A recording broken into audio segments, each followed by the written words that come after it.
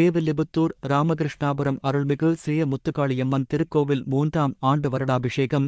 விருதுநகர் மாவட்டம் ஸ்ரீவில்லிபுத்தூர் வட்டம் ராமகிருஷ்ணாபுரம் செங்குந்த முதலியார் சமூகத்திற்கு பாத்தியப்பட்ட அருள்மிகு ஸ்ரீ முத்துக்காளியம்மன் திருக்கோவில் 3ஆம் ஆண்டு வருடாபிஷேகம் மற்றும் அன்னதான விழா சிறப்பாக நடைபெற்றது. முன்னதாக யாகசாலையில் வைத்து பூஜை செய்யப்பட்ட புனிதநீர் கொண்டு அம்மன் மற்றும் உபதெய்வங்களுக்கு அபிஷேக ஆராதனைகள் நடைபெற்றது.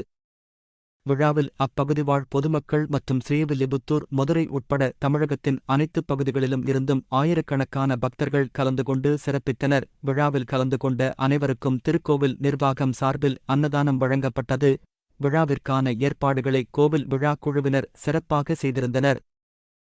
அம்மன் அலங்காரம் தினம் தினம் காண வரம் வேணும்.